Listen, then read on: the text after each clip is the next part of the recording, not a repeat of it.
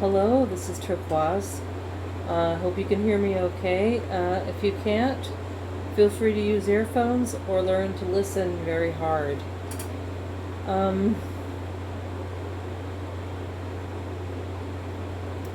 I promised I would not make any more videos about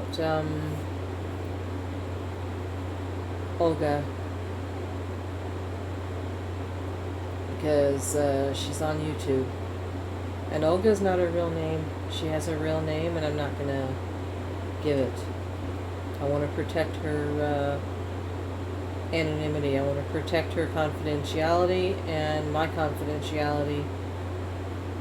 I'm not going to give I have a real name too, which sounds like my name.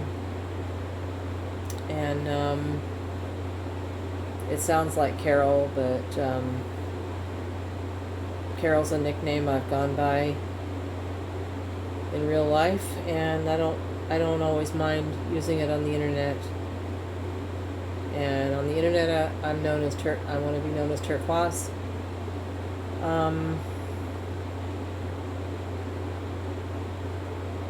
So excuse that, but I'm gonna mention her as Olga, and I've had a crush on her since October. It's almost been a year now. In October 11th, it'll be a year. And because that was the year that I went into the IOP. And I'm not going to give any details anymore, except for just those.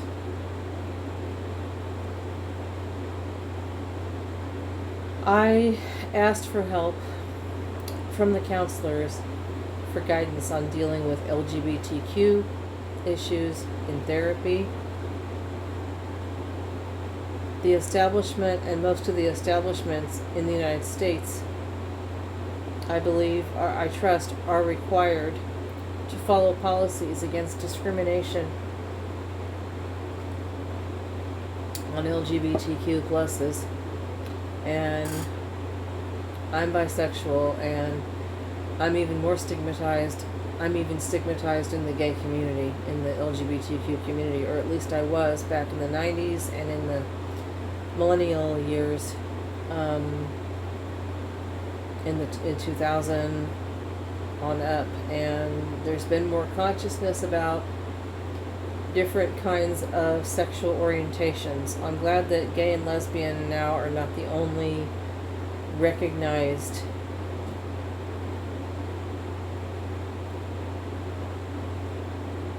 orientations, sexual orientations, besides being straight. I also don't like to use the word straight, but I guess it's still a word that people use. I think people are either afraid to use the words heterosexual, homosexual, or bisexual. And I don't know if it's because they're afraid to say sex, or if it's because their excuse is homosexual, heterosexual, bisexual are a mouthful. It's just easy to say gay and straight. And it's funny, I respect the word gay, but I have trouble respecting the word straight, because I'm not straight. And does that mean I'm stoned? I mean, that the first time I heard the word straight in that context, I was a little girl, and my family had drugs in it, and they said stoned all the time. And instead of stoned, when they were not stoned, they said they were straight. And you might hear something like a euphemism, like in dealing with the police or something. Those cops are not straight. Those cops are crooked, or those cops are crooks, or these politicians are not straight, they're crooked, you know. And I will not accept the words gay and bisexual, homosexual, and homosexual, bisexual, and trans, and queer as not straight. meaning crooked. I will not accept that. But people still use the word straight, and I've sort of been using it, and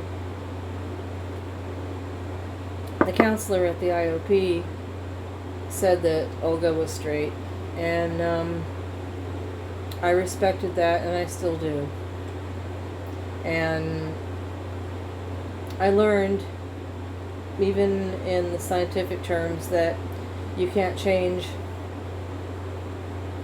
a non-gay person to a gay person, or a bisexual, or a trans, or anything. You can't even tell them they have a choice, because that's something, scientifically, that's something that you are biologically. That's something that you are. It's like having blue eyes. I'm a blonde and I dye my hair dark, but I can't make myself heterosexual. I can try and fit in. I can maybe fake it. You know, I can pass for heterosexual. I'm gonna say the real real words, you guys. I can pass for heterosexual because I am able to date men. I'm able to have intimate relations with men. And I'm not able to have children anymore because I'm postmenopausal, but I could have had children if I'd married traditionally. You know, if I'd married heterosexual, if I'd gotten married and had children, I could have still done that. And homosexuals have adopted, and artificial insemination, and other means, maybe surrogate parenting, etc. And yeah, you can still have a family. There are still people in this world that seem to be very distressed at the idea of sex that doesn't just involve a man and a woman. And I'm not an expert. I'm not a therapist. I'm not a clergy. I'm not a scientist. I'm not a doctor. But I have an idea that I figured out when I was trying to, you know, deal with my being bi. And when you are heterosexual, you can mate with the opposite sex and have children. And if you mate with the same sex, usually when you mate with the same sex, you can't procreate. You can't have a child just by having intercourse or having sex the way homosexuals have sex. But you can still bond. You can still bond emotionally. And, you know, you can have children in other ways. And also the thing that made me wonder, I found a curious parallel. The same people that don't like gayness or LGBTQ-ness, plusness, are the ones that don't support pro-choice, and they don't support contraception, birth control. And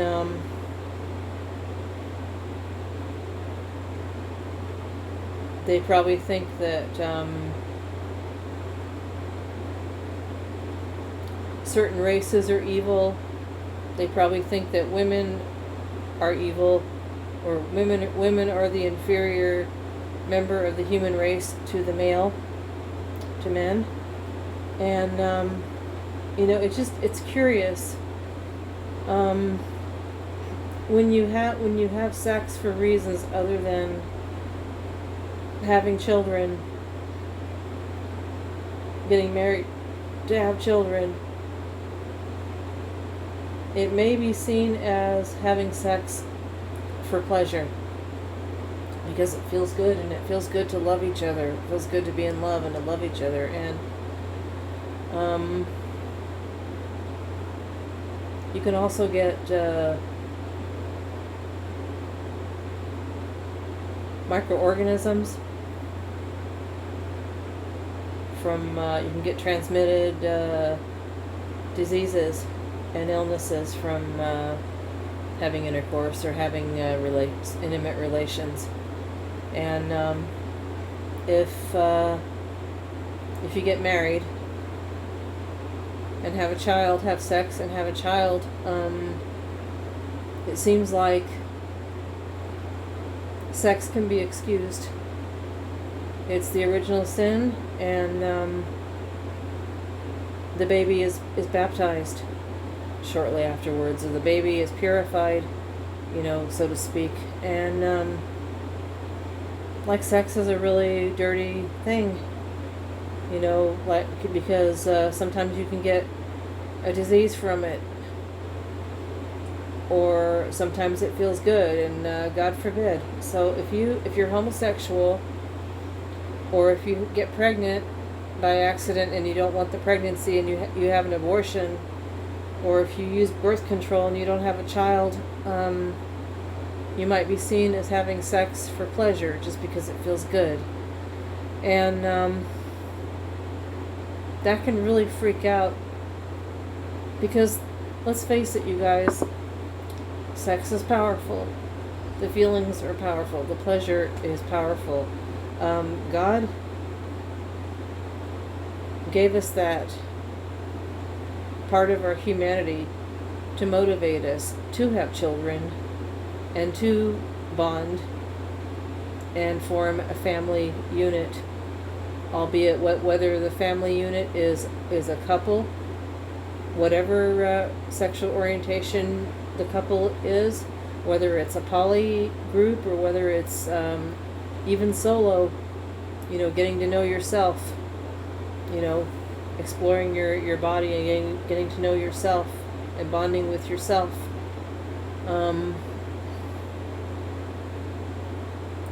It's a powerful thing that I believe God gave us to do that. And I wish we could stop being afraid of that.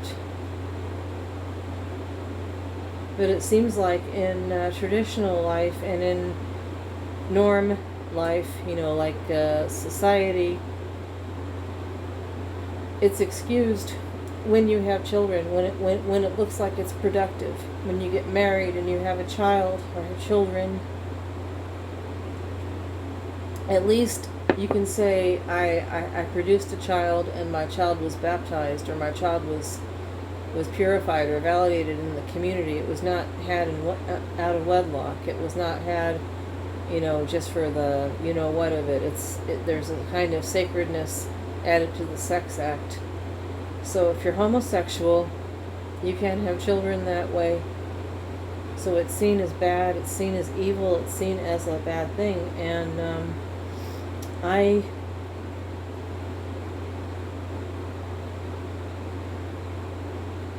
have a lesbian feeling for someone, for Olga. And the counselor, I think, was afraid that I was going to do something with Olga. And I wasn't going to. But I felt this pressure inside me. I was afraid that if Olga found out that I was gay and found out that I had a crush on her, I was afraid that she was going to reject me and think that I was going to do something. And I'm afraid that the counselor is afraid I'm going to do something. So I've henceforth decided to end it. And again, I want to mourn this loss. It's a shame. I needed guidance in treatment to deal with being LGBTQ.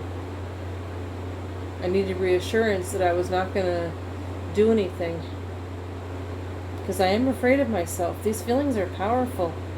And when I had that friend get together last Friday, I did have one with her.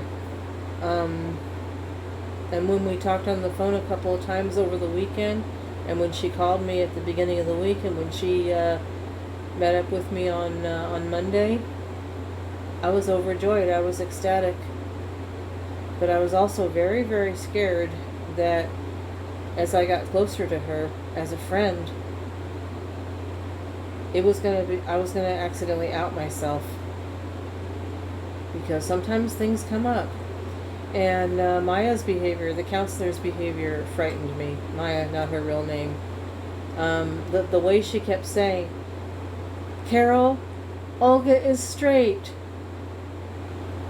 You know, and then today she asked me, "How's the relationship, the friendship going?"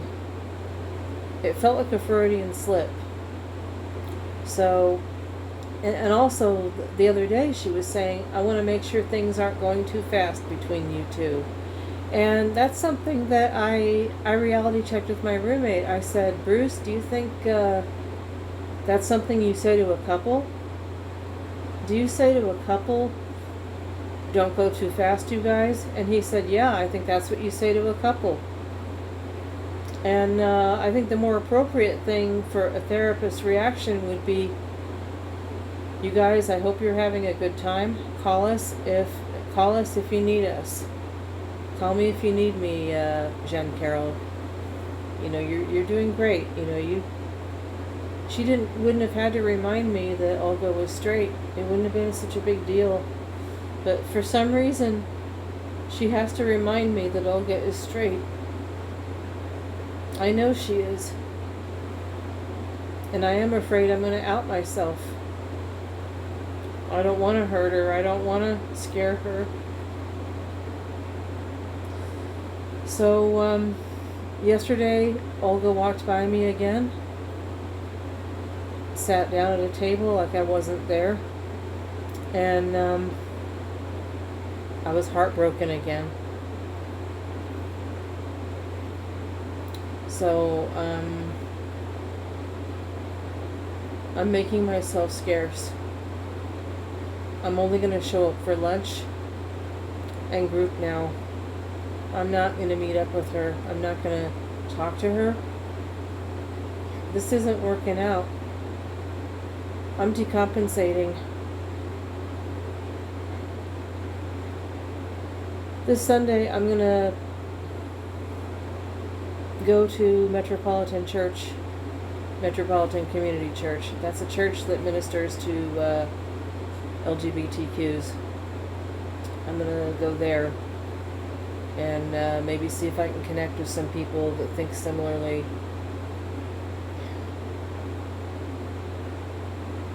LGBTQs, we need to stop being shamed overtly and covertly. We need to stop being a taboo in our society, especially in mental health care, because a friendship was ruined just now. Thought I was going to be friends with her, and